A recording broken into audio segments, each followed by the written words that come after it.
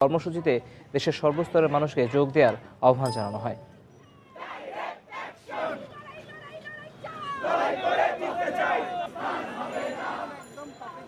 কাদের মোল্লার এই রায় কার্যকর হওয়ার মাধ্যমে যে দিনটির সূচনা হবে, সেই দিনে আমাদের বিজয়ের যে সার্থকতা সেটা রচিত হবে এবং এই বিজয়ের মনোভাব নিয়েই আমরা আমাদের 16ই ডিসেম্বরের বিজয় দিবস উদযাপন করতে পারব। এদিকে কাদের মোল্লার মৃত্যু পরোয়ানা জারি করায় সোমবার সারা দেশে সকাল সন্ধ্যা হরতালের ডাক দিয়েছে জামায়াতে ইসলামী। বাংলাদেশের চলমান রাজনৈতিক পরিস্থিতি নিয়ে দ্বিতীয় দিনের মতো ব্যস্ত সময় পার করেছেন জাতিসংঘের সহকারী মহাসচিব অস্কার ফার্নান্দেজ তারানকো। তিনি রোববার দেখা করেছেন জাতীয় পার্টির চেয়ারম্যান হুসেন মোহাম্মদ এরশাদের সঙ্গে, গেছেন নির্বাচন কমিশনেও, কথা বলেছেন প্রধানমন্ত্রী উপদেষ্টা গওহর রিজভীর সঙ্গেও। আর বেলা শেষে তারানকোর সঙ্গে দেখা করেন সুশীল সমাজের প্রতিনিধিরা। প্রথম দিন দেশের প্রধান দুই রাজনৈতিক দলের সাথে বৈঠকের পর দ্বিতীয় দিনের শুরুতেই তারানকো সাক্ষাৎ করেন জাতীয় পার্টির চেয়ারম্যান হোসেন মোহাম্মদ এরশাদের সঙ্গে। সকাল 10টার দিকে এরশাদের প্রেসিডেন্ট পার্ক বাসভবনে এই বৈঠক শুরু হয়। এই সময় সব দল অংশ না নিলে জাতীয় পার্টি নির্বাচনে যাবে না বলে তারানকোকে জানায়।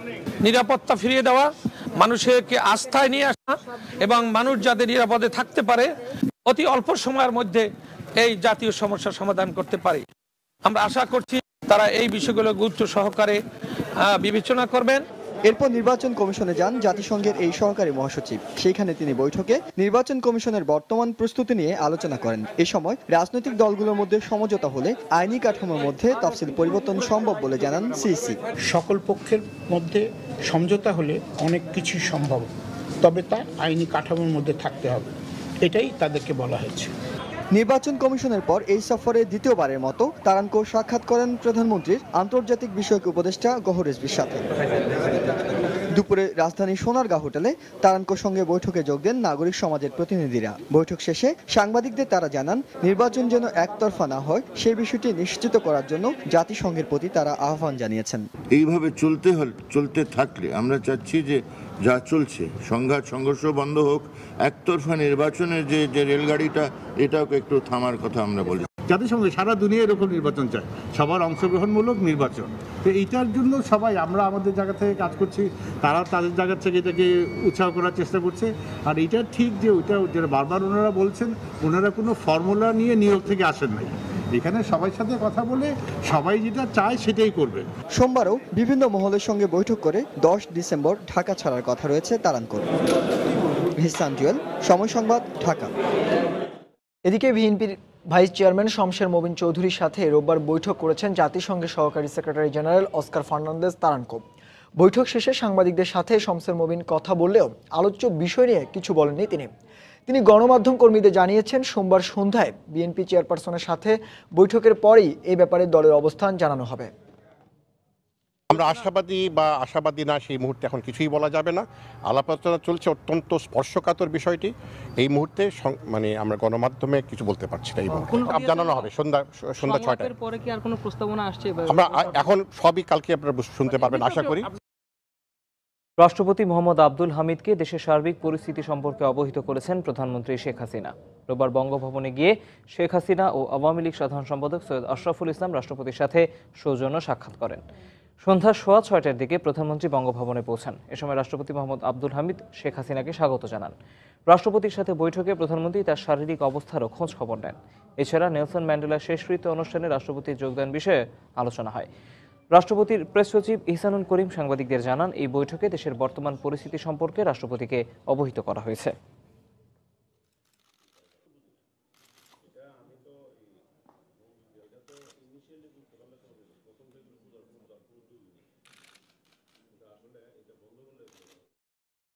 মাননীয় প্রধানমন্ত্রী রাষ্ট্রপতিকে দেশের সার্বিক পরিস্থিতি সম্পর্কে অবহিত করেন। নেলসন ম্যান্ডেলার প্রতি শেষ শ্রদ্ধা জানাতে মহামান্য রাষ্ট্রপতি আগামীকাল দক্ষিণ আফ্রিকার উদ্দেশ্যে ঢাকা ত্যাগ করবেন। এই অনুষ্ঠানে বিশ্বের বিভিন্ন নেতৃবৃন্দ যোগদান করবেন। মহামান্য রাষ্ট্রপতি ও মাননীয় প্রধানমন্ত্রী এ বিষয়ে আলোচনা করেন। আপনারা আরও অবগত আছেন যে মহামান্য রাষ্ট্রপতি সিঙ্গাপুরে মেডিকেল চেকআপ শেষ করে দেশে ফিরেছেন। মাননীয় প্রধানমন্ত্রী এ সময় মহামান্য রাষ্ট্রপতির শারীরিক অবস্থার খবর নেন, সার্বিক বিষয় নিয়ে অবহিত করেছেন। এখন সার্বিক বিষয় বলতে আপনারা যা বোঝেন, আমার তো ওইখানে কোনো বলার কিছু সোমবার মন্ত্রিসভার বৈঠকে যোগ দিচ্ছে না জাতীয় পার্টির মন্ত্রীরা। দলের মহাসচিব রুহুল আমিন হাওলাদার সাংবাদিকদের এই কথা জানিয়েছেন। রোববার রাতে বঙ্গভবনে রাষ্ট্রপতির সাথে দেখা করে বেরিয়ে যাবার সময় সাংবাদিকদের তিনি বলেন, জাতীয় পার্টির মন্ত্রীদের পদত্যাগ বিষয়ে রাষ্ট্রপতির সাথে কোনো আলোচনা হয়নি। চলে তার কুশলাদি জানতে এসেছি। তিনি অসুস্থ ছিলেন। হোসেন মোহাম্মদ এরশাদ সাহেব আমাকে পাঠিয়েছেন যে তিনি ছিলেন সিঙ্গাপুরে, তিনি রাষ্ট্রপতি কেমন আছেন। একটা মানুষের মধ্যে মানুষের যে ভালোবাসা, একটা বন্ধন, আলোচনা, এই সংস্কৃতি থাকা দরকার। তাহলে দূরত্ব কমে যাবে। রাজনীতির সকলের মধ্যে এই বন্ধুত্বপূর্ণ মনোভাব থাকা দরকার। না, আমরা যাচ্ছি না। এদিকে প্রধানমন্ত্রীর কাছে সাক্ষাতের সময় না পাওয়ায় সর্বদলীয় সরকারে থাকা জাতীয় পার্টির 7 সদস্যই ডাকযোগে প্রধানমন্ত্রীর দপ্তরে তাদের পদত্যাগপত্র পাঠিয়েছেন। রোববার বিকেলে জাতীয় পার্টির চেয়ারম্যান হোসেন মোহাম্মদ এরশাদের বারিধারার বাসভবনে সাংবাদিকদের একথা জানান দলটির মহাসচিব রুহুল আমিন হাওলাদার। ইনশাআল্লাহ আগামীকালকে আমরা জমা দেব। শনিবার জাতীয় পার্টির মহাসচিবের এমন ঘোষণার পর রোববার সকাল থেকেই গুঞ্জন চলে কখন পদত্যাগপত্র দিতে যাচ্ছেন জাপান নেতারা। সব জল্পনার অবসান ঘটিয়ে বেলা 11টা নাগাদ দলের প্রেসিডিয়াম সদস্য জিএম কাদের সাংবাদিকদের জানান পদত্যাগপত্র জমা দিতে তারা প্রধানমন্ত্রীর কার্যালয়ে যাচ্ছেন। আমরা মন্ত্রিসভা থেকেও আমাদের নিজেদের অংশগ্রহণ আমরা আজকে থেকে উইথড্র করে নিচ্ছি। পরে দুপুর 1:45টায় দলের মহাসচিব রুহুল আমিন হাওলাদার সাংবাদিকদের জানান প্রধানমন্ত্রীর কাছে সাক্ষাতের সময় না পাওয়ায় পদত্যাগপত্রগুলো ডাকযোগে প্রধানমন্ত্রীর কাছে রোববারই পাঠিয়ে দেওয়া হবে। সর্বমোট 60টি পদত্যাগপত্র এখন আমাদের কাছে আছে। আমি সকাল থেকে চেষ্টা করেছি এই পদত্যাগপত্রগুলো আমরা মাননীয় প্রধানমন্ত্রীর দপ্তরে পাঠিয়ে দেওয়ার জন্য, কিন্তু যোগাযোগ করেও কোনো যাওয়ার সুযোগ পাইনি। আমরা সিদ্ধান্ত নিয়েছি যে আমরা এটা অফিসিয়ালি আমরা এটা পাঠিয়ে দেব, বাই পোস্ট আমরা এটা পাঠিয়ে দেব এবং সেটা আজকেই পাঠিয়ে দেবো।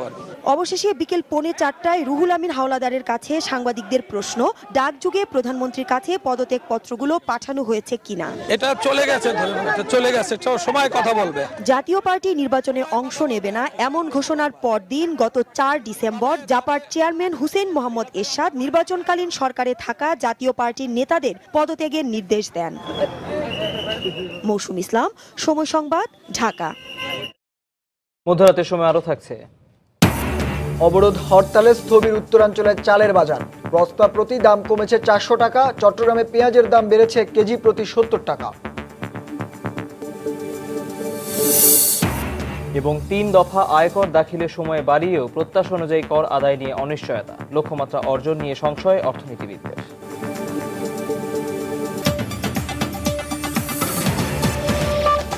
দুর্বৃত্তরা, এতে রেলওয়ের 2 জন কর্মচারী আহত হয়েছেন। স্থানীয়রা জানান রোববার রাত 10টায় এই হামলা চালানো হয়। এ সময় দুর্বৃত্তদের ছোড়া 4 থেকে 5টি পেট্রোল বোমায় টিকিট কাউন্টারে আগুন লেগে যায়। ঘটনার পর থেকে সিলেট রেল স্টেশনের টিকিট বিক্রি বন্ধ রয়েছে।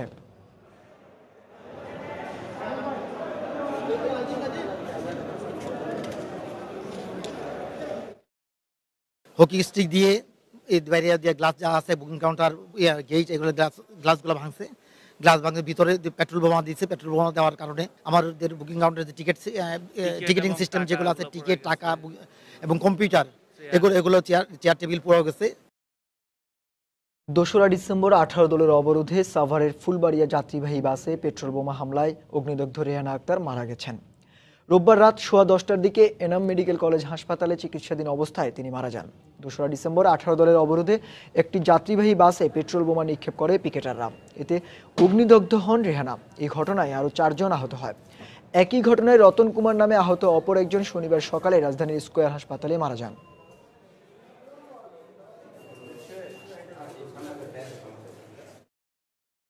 নির্দলীয় তত্ত্বাবধায়কের দাবি না মানলে যে কোনো ধরনের অনাকাঙ্ক্ষিত ঘটনার জন্য সরকার দায়ী থাকবে বলে মন্তব্য করেছেন বিএনপির স্থায়ী কমিটির সদস্য ডক্টর আর.এ. গনি। রোববার সন্ধ্যায় গুলশানে বিএনপি চেয়ারপারসনের কার্যালয়ে এক সংবাদ সম্মেলনে তিনি এমন মন্তব্য করেন। এ সময় তিনি আরও বলেন, দমন-পীড়ন যত বাড়বে আন্দোলনের গতিবেগও তত তীব্র হবে। সরকার যেভাবে নির্যাতন, নিপীড়ন শুরু করেছে তাতে 18 দলীয় জোট সহ গণতন্ত্রকামী জনগণ ভীত নয়। দমনের মাত্রা যত বৃদ্ধি পাবে আন্দোলনের মাত্রাও তত বাড়বে। সকলের অংশগ্রহণের মাধ্যমে গ্রহণযোগ্য নির্বাচনের জন্য নিরপেক্ষ ও নির্দলীয় সরকারের ব্যবস্থা করবেন। অন্যথায় উদ্ভূত যে কোনো অনাকাঙ্ক্ষিত পরিস্থিতির সকল দায় দায়িত্ব সরকারকেই নিতে হবে। দেশকে আর সংঘাত মুখর করে তুলবেন না, নইলে জনগণের আদালতের নিষ্ঠুর রায় থেকে কোনোদিনই রেহাই পাবেন না। সংবিধান অনুযায়ী 5 জানুয়ারি 10ম জাতীয় সংসদ নির্বাচন অনুষ্ঠিত হবে বলে আবারও জানালেন আওয়ামী লীগের উপদেষ্টা মণ্ডলীর সদস্য মোহাম্মদ নাসিম। রোববার বিকেলে ধানমন্ডিতে 14 দলের বৈঠক শেষে সাংবাদিকদের ব্রিফিংয়ে তিনি এই মন্তব্য করেন। এ সময় তিনি আরও বলেন, 14 দল 5 জানুয়ারি নির্বাচনের লক্ষ্যে মাঠে থাকবে। 14 দল মনে করে, স্পষ্টভাবে মনে করে সংবিধান অনুযায়ী দেশে নির্বাচন হবে, 5ই জানুয়ারিতে নির্বাচন হবেই। নির্বাচন প্রক্রিয়া এগিয়ে নেওয়ার লক্ষ্যে 14 দল ঐক্যবদ্ধভাবে 5ই জানুয়ারি নির্বাচন সফল করার লক্ষ্যে মাঠে ময়দানে ইনশাল্লাহ কাজ করবে। জামায়াত শিবিরের হাতে বিএনপি পরিচালিত হচ্ছে বলে মন্তব্য করেছেন আওয়ামী লীগের যুগ্ম সাধারণ সম্পাদক মাহবুবুল আলম হানিফ। রোববার সকালে রাজধানী বঙ্গবন্ধু এভিনিউতে আওয়ামী যুবলীগ আয়োজিত অবরোধ বিরোধী বিক্ষোভে অংশ নিয়ে তিনি এ মন্তব্য করেন।